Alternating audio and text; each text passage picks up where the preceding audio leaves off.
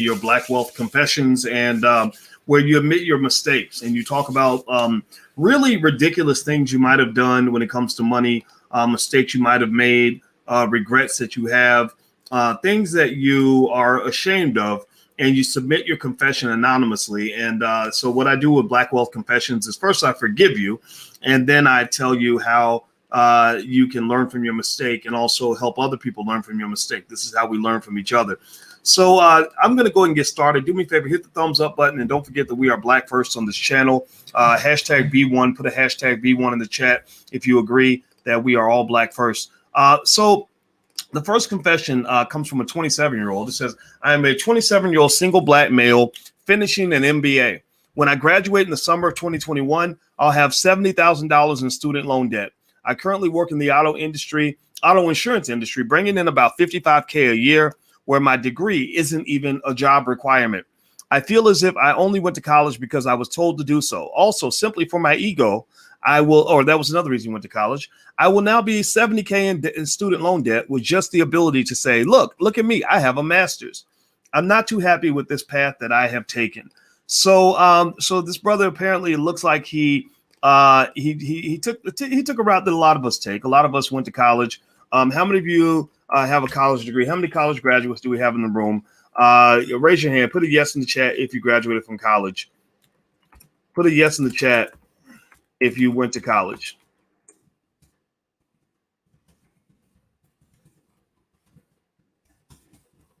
Okay. All right. I see a lot of yeses coming up. Yeah.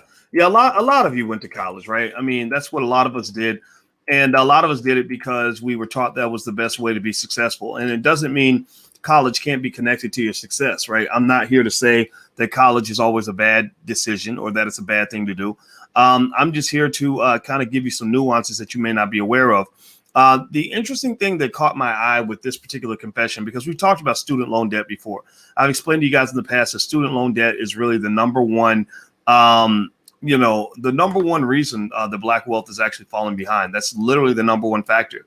And so what's fascinating. Okay, Drock says this is my post. Okay, well he's not anonymous anymore. So if that really is you, then I think that's great. That you're owning up to it. And I think it's important to accept or to go ahead and be honest and talk about the mistakes we've made so that other people can learn from our mistakes. Because with each generation, we're supposed to get better. And we won't get better if we don't learn how to not repeat the same mistake that we made in the past. Am I right or am I right? Give me a yes or no if you agree with what I'm saying here. So making mistakes is okay. The question is, how do you handle your mistakes? How do you come back from those mistakes? How do you fix those mistakes? So here's what I'm going to lay out for you really quickly. First of all, the thing that got my attention is that he said that going to college and getting the master's degree was for his ego. And that's interesting to me because what that really says is that you get a lot of your self-esteem from, getting degrees from white people. You tell me the truth. I mean, seriously, when you're born to believe that because you're Black, that you're just pretty much nothing until you get validated and labeled. And it might be labeled with a fancy job. Maybe you're labeled with a certain degree. Maybe they label you with a Grammy or an Oscar or some other worthless award. Maybe they'll label you in some other way. Maybe you get labeled with the clothing that you wear. We all look for labels. And it's so subtle that we don't even know that we're looking for labels. We don't even know that. We just do it because everybody else is doing it, right? We like to be Gucci'd up and everything else and tell everybody, look at me, look at what I'm wearing, look at the brand I have on, because that gives you your self-esteem, that gives you your validation. Well, that's a very dangerous thing because what happens when you're Black in America, in my opinion, is that when they keep your self-esteem low, then what they can do is they then have the ability to sell you your humanity. They sell you your validation. They sell you the thing that you need in order to feel whole and to feel complete. So, that's a scary, very vulnerable position to be in. That's an easy way to zap wealth out of the Black community. So here's the deal. One of the things I would say to you is, we have to start off with some basic stuff. A lot of spending and how you use your money is deeply linked to your self-esteem. And I'm not just talking about spending money on expensive college degrees. I'm talking about just going into jewelry stores and buying luxury items and things like that. They actually say that poor people in general tend to spend more money on expensive stuff because they believe that if they have expensive stuff, then that will make rich people treat them better. They will be more respected if they have the fancy, expensive stuff. So I need you to repeat after me. Everybody type this in the chat. We're going to do a little exercise. Jesse Jackson used to have a saying they used a long time ago. I'm going to use it today. I am somebody. I am somebody. I want you to write that in the chat. I am somebody. That means you were somebody the day you were born. You were born powerful. You were born meaningful. I am somebody. You were born rich because you got melanin in your blood, DNA, where you have survived the slave dungeons, the Middle Passage, 250 years of slavery and 100 years of Jim Crow and another 40 years of mass incarceration and the Biden crime bill. Everybody type in the chat, I am somebody. Repeat after me. I am somebody. Now, why do I tell you to do that? It sounds probably crazy to some of y'all to say, I am somebody. Everybody type it in the chat. It sounds crazy for me to do this exercise with you, but I'm doing it for a specific reason. The reason I'm doing this exercise with you is because if you believe that you already have your validation and your self-worth, then you don't have to go give somebody money so you can feel like you're important, especially not your oppressor. You don't have to go to your oppressor. I mean, these are the same people who put you in chains. These are the same people who wanted to kill your great-great-grandma. These are the people who might have raped your great-great-great-great-grandparents, right? So why would you be seeking validation from people who hate you? You look at a lot of college campuses. When I was at Syracuse University, I saw students spending $50,000, $60,000, $70,000 a year to go to school there, and the faculty were racist. They had racist professors. And why would you go give money to a racist? Process this for a moment. Why would you give money to a racist system so that they can give you something that makes you feel better about yourself? Who cares what they think about you? Now let's put this to the side, though. I don't want you to think that I'm saying that a college degree is bad or that it's worthless. I got a 17-year-old in the office next door to mine. We have offices right next to each other. And because I wanted to be near me, I wanted to see what it looks like when a black man's working every day. And he's going to college next year. And we're very happy he's going to college because college is a lot of fun. And I said, it's a great place for you to work. I'm his bonus dad. I'm not his biological dad. You would know it instantly because he's about 6'6". And I just say to him, me and his dad say to him, you know what, son, the college is going to be great. You're going to have a great time. It's going to be a lot of fun. You're going to meet a lot of pretty girls. You got to be careful. But at the end of the day, if you really want to be economically successful, you're going to have to do more than college. College is the cake. You need the icing for it to be a good cake. Maybe college is the cake, but you need icing on the cake in order for it to taste good. And you need a more balanced meal. Your whole meal can't just be cake. Your whole meal can't just be cake with no icing, or it's not going to be a very good meal. You need some fruits and vegetables. You need some meat. You need all the food groups in order for that to be a complete balanced meal. So college is the cake, and the cake is delicious, but you need icing on the cake, and you need more than just cake. Do you follow what I'm saying? Give me a yes or no if you know what I mean. So that means that, look, go to college, have fun, study hard, bust your butt, make good grades, get the degree. God bless you. But here's the thing. You're a black man also. You're never going to be a white man. No matter how many degrees you get, you will never wake up one day and see your melanin has been zapped out of your body. You will never wake up one day with blonde hair and blue eyes. You will never wake up one day as Tom Smith, from Martha's Vineyard. You are always going to be a black man, which means that when you go into certain environments, you are going to be intimidated because you're tall, you're black, and you're intelligent, and you're ambitious. You're going to go into situations where you're going to always, your whole entire life, you're going to be in corporate America in a white supremacist system. And notice that, surprise, surprise, in the white supremacist system, white people get all the rewards, right? But because that system was built for them, it wasn't built for you. You're as ridiculous as somebody trying to go to China. You're an American trying to go to China and expecting to get the same opportunities that a Chinese business is going to give a Chinese person. You will never go to China and get the same opportunities in a Chinese business as Chinese people are going to give other Chinese people. That doesn't even make any sense. To even think that that's a possibility means right there they've infected you and injected you with something worse than coronavirus. They've injected you with just ignorance and some sort of mental illness where you grow up thinking that if you go and you get enough education, that one day you'll wake up and be a blonde-haired, blue-eyed white boy. That ain't going to happen. That ain't going to happen. No matter how much education a black man has in America, you can end up like Smokey in the movie Friday, who got fired on his day off.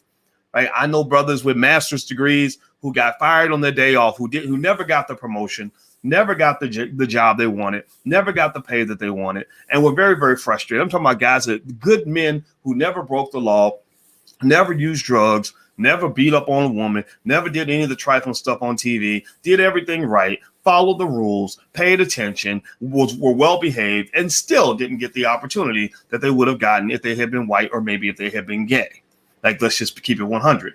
The only person in corporate America that makes the same amount of money as a white male is a gay black male. I don't know if y'all know that or not. So what I say is, for this person, and I got the sense that the person who submitted this Black Wealth confession was a man. I don't know why. I think that maybe that's the sexist in me. I apologize if that's the case.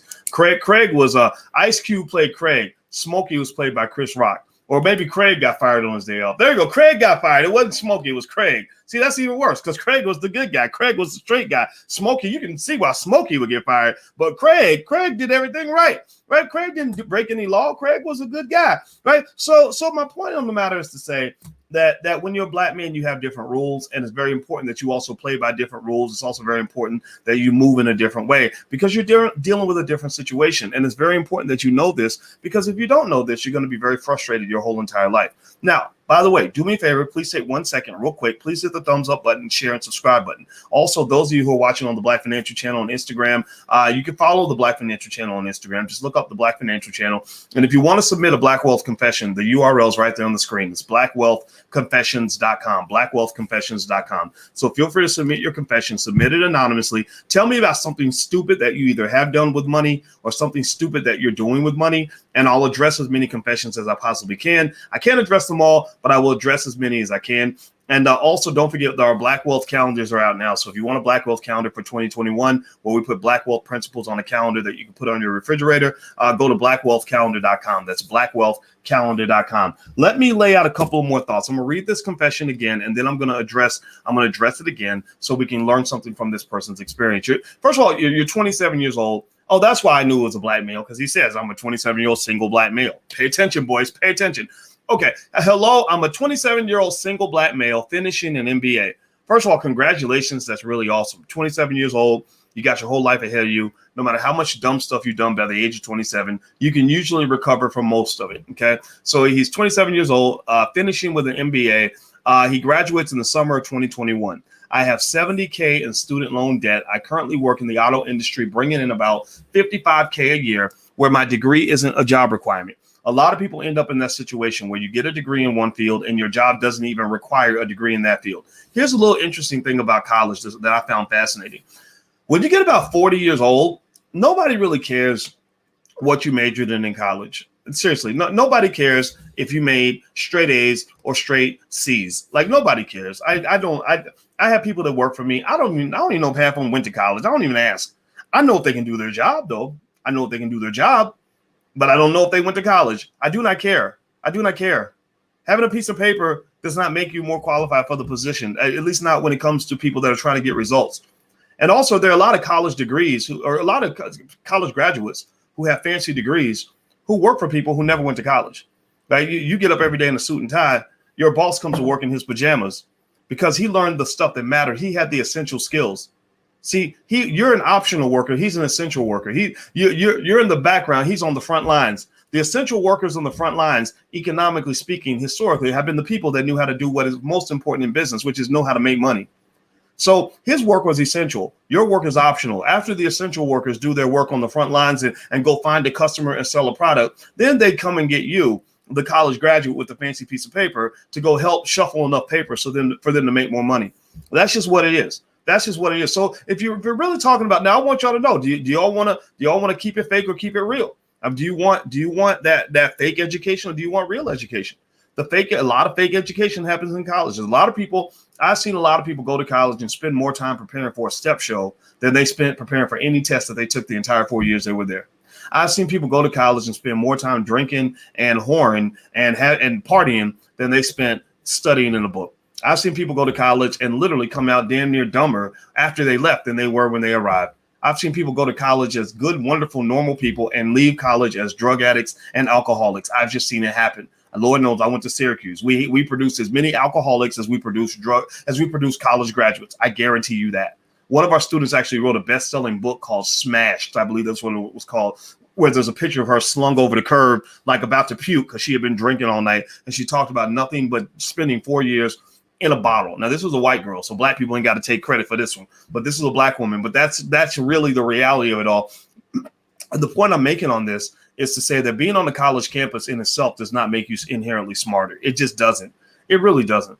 I know people who stay at home, who learn who are the essential workers who learn the essential skills. The skill is, okay, I need to figure out how to go get paid. I'm going to figure out how to get a customer, how to get a product to that customer and get that customer to give me money. So that's the skill that I'm going to learn. And they learn that skill, and that skill carries them for the rest of their life. They're then able to do whatever they want. They're making insane amounts of money. They're doing extremely well. So what this person probably needs, I would say, it sounds like you're not happy with your life.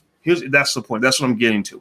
It sounds to me, look, you said you're 27 years old, you finished your MBA, you should be cheering, you should be happy. You're 70K in debt, but you're looking around and you're like Neo in the Matrix. You are asking yourself, like, what is this all that there is? Something doesn't seem right. I make 55K a year. I hate my job. I have all this debt, but I have an MBA. So I'm supposed to be a successful black man. The bougie Negroes are all congratulating me, but I don't feel happy. Something's missing, Mom. I just don't know what it is. Well, I'm here to tell you, Boyce, aka Morpheus, let me be Morpheus, and I'm going to give you the red pill or the blue pill. And I'm going to tell you that the reason, Neo, that you feel like something isn't right is because something is definitely wrong. Something's wrong. 70K in debt is a lot of money. You damn near have a mortgage and have no house. Your mortgage is that piece of paper. Integration was this interesting thing where they convinced us as black people to want to go to these white universities, and there was a ticket. There was a cost for the ticket for admission. The ticket for admission was, you got to pay us all the money you have and even pay us money you don't have, all the money you're going to have, in order for us to give you a piece of paper so you can get certified to go work for another white man. Well, you know what? When you're working for somebody and working until the death and you're getting enough money to get by while your boss is getting rich, well, what makes that different from sharecropping? Some black college graduates, unfortunately, are nothing more than educated sharecroppers. I'm not dissing you. I'm not making fun of you. I'm not saying that you're stupid. I'm saying that if you look at sharecropping is where you put the sharecropper in a tremendous amount of debt, more debt than they can ever repay. Does that or does that not happen to a lot of college graduates? Give me a yes or no. How many of you feel that how many of you know a college graduate who has more debt than they can ever repay in a lifetime? Yes or no? Give me a yes or no if you know somebody in that category. So how does sharecropping work? Sharecropping is where you say, you're the boss, you own the land. You say, I'm going to give you an opportunity. So I'm going to loan you all the tools and the land, and I'm going to put you in a ton of debt, so much debt that you can never get out of that debt. So you're always going to have to work for me. You're always going to have to answer to me. Right? You have no choice now, and you're going to work, and you think you're getting ahead. You think you're going to work yourself out of the debt, but the joke's on you, because you will never work out of that debt. You will be a person that's swimming really, really hard in a swimming pool where you're not moving an inch. You're just going to spend your whole life like a hamster running really, really fast on a wheel, and you're not going to move an inch because the whole wheel was designed before you came along. So in many cases, a college degree, if you're not careful, can become your ticket to educated sharecropping, where you're stuck in more debt than you can ever repay. You're not generating the income that allows you to eliminate the debt. And so therefore, you're pretty much just destined to work until you die. And when you die, your family has no assets. Well, just surprise, surprise. This has been going on for over 2,000 years. Europeans, white people did this to other white people. White people used to do this to other white people. If you go back to the feudal systems in Europe back, 1,500 years ago, that they did in Italy and other places, that was how it was structured. 90% of the population were the peasants who would work their butts off on the farms to take care of the nobility, the top 10%. That's the ugly form of capitalism. So what I want you to understand is that if you don't make an adjustment, if you don't get off the grid, if you don't take the blue pill, or I don't remember if it was the red pill that Neo took, whichever pill you got to take to get your ass up out of that situation, you better do it. You better do it. So what does that mean? Well, this person probably needs an income accelerator. They also need an accelerator for happiness. An income accelerator might be, for example, learning how to run a business so that you can increase your income level so you can go knock out that debt. A lot, they're not giving people a hard time for not paying their student loan debts. Nobody's really paying it, right? So some people just put it to the side. They defer it. They say, okay, you know what? I'll take a hit on my credit. I'm just going to go out here and hustle and go make some more money, and then I'll come back and deal with the debt later. All sins can be forgiven if you show up with money. I saw an episode of The Sopranos one time where there was a guy who tried to kill Tony. Tony was the big boss. He tried to kill Tony, so Tony was pissed at him, and the guy disappeared, and he was looking for him. He was looking for him because he's going to kill him. And then the guy shows up. One day Tony's eating lunch, and the guy walks up, and Tony stops eating. He starts eating the spaghetti in the middle of a bite. He's got some spaghetti hanging out of his mouth, and he just looks up at him, and he's like, "What the fuck are you doing here?" And the guy's like, look, Tony, I know you're mad. Tony, I know you're mad at me. I know you're mad at me, but I got $100K in the bag. That's just for you. And Tony's like, you got $100K in the bag? Okay, sit down. So all sins are forgiven because he paid his way out of that situation, right? So what's the point? The point is that with the student loan people, if you're not paying that student loan debt and you leaving it to the side, they kind of get it. I'm not telling you to do it. I'm just telling you I've seen people do this before. They kind of get it. Some of y'all may have already defaulted on your student loans. It's okay because actually half of all Black college graduates default on their student loans, right? And it does hit your credit. There's no question about it. But if you have an exit plan, maybe in a plan where you're taking that extra money and you're investing it consistently, maybe you're acquiring some real estate if possible, or you're putting your money into a business that can increase your income and get your side hustle moving, right? Then maybe you can come back later and come back with enough cash to get that fixed. You know, I can tell you as a person, I've had terrible credit. There's been times when my credit was in the garbage, and the reason it was in the garbage, I knew what my credit score was. I knew it was garbage. I just had to pay for everything with cash. But you know what happened? When I got enough cash, I went back, I paid off a bunch of the debts, got them removed, and everything was fine. My score went right back up. Right. But one thing I was not going to do was I was not going to slave away for the next 30 years at a low paying job just to make enough money to barely pay back student loans. That was one thing I was not going to do. So it sounds like this brother needs a transformation in his life. Right. He needs a better career, a career that he actually enjoys, not the one that his mama told him to do. In fact, actually, he talks about this. He mentions in the Black Wealth Confession. Let me see here. Hit the thumbs up button. Please hit the thumbs up button. And by the way, if you want to submit a Black Wealth Confession, just go to blackwealthconfessions.com. And you can actually see my responses to other Black Wealth Confessions if you want to subscribe to financialjuneteenth.tv.com. Let me see if I can put the URL on the screen. There we go. So if you subscribe to financialjuneteenth.tv.com, you can actually hear my responses to some of the other Black Wealth Confessions. It's a good platform. It's designed to help you. So I hope that you'll take advantage of this resource. He says, I feel as if I only went to college because I was told to do so. Also simply for my ego. Those are two very dangerous reasons to make financial decisions. The reason it is a bad decision to do things just because other people told you to is because people are stupid. People are sheep. People follow the crowd, even if the crowd is headed to hell in a handbasket. People will tell you what to do just because everybody else is doing it. I don't know if this is just unique to Black people or not, but my God, I swear to God, there are times where I literally feel like I was born on the wrong planet because everybody will be going that way. And I'll be like, I would go that way, but I'm not stupid enough to do what the rest of y'all are doing because the rest of y'all Negroes going to end up complaining and sad and upset because of how hard it is to be Black, because you're literally walking yourself right into a death trap. I'm just telling you, brainwashing is very real. Brainwashing is super real. It happens every day in media, every day, all the time. And the thing about it that's really interesting is that white supremacy was not designed for your empowerment. And these systems that brainwash you, if you follow the systems and just do what everybody else tells you to do, you literally will be doing things that on their surface are incredibly stupid, but you're doing it because everybody else is doing it. So you'll think it's okay because everybody else is doing it. When I wrote my dissertation, I had a dissertation committee member by the name of David Hirschleifer, very smart white man. David Hirschleifer was an expert on things he called herding effects, herding. And he talked about, and he gave financial theory on why people tend to follow the herd, not just dumb people, but smart people too. Not just poor people, but rich people too. Not just Black people, but white people too. And then the problem is that when your culture has been designed deliberately to be dysfunctional and backward, I can point to 1,000 examples in Powernomics where Black people were trained to be dysfunctional and backward. So when your culture is dysfunctional and backward, economically dysfunctional and backward when it comes to health and what you put in your body, dysfunctional and backward when it comes to politics and the idea that it's radical to simply ask for something for your vote. That following the crowd is a very dangerous thing to do. And I'm just going to tell you this, when it comes to really figuring out this thing called wealth and financial security, the last thing you want to do is follow behind a bunch of broke ass people. The last thing you want to do is take too much advice from people who have ruined their economic lives and messed up their financial situation. The last thing you want to do is take career advice from somebody who has been stuck 20 years on a job that they hate, who's living paycheck to paycheck, who's got more debt than they can ever take down for their entire life. that is the worst person to take advice from. So it doesn't mean you don't listen, doesn't mean that people can't offer wisdom to you in a multitude of ways. But there are lots of things, if you pay attention, there are lots of things that Black people tell each other to do that just don't really make no sense. Like, and I can actually point, I hesitantly point to the election as an example, where people are like, well, you have to vote. Why? Well, because you're supposed to. Why? What am I getting for it? Nothing. Why? Well, because you're supposed to do it. Why? Because your ancestors died for you to do it.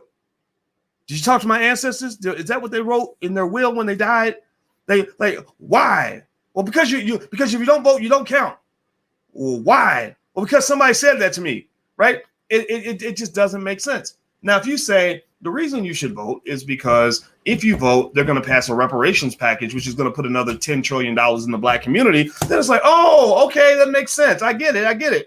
Or if you talk about college, if someone says you should go to college, you just ask why.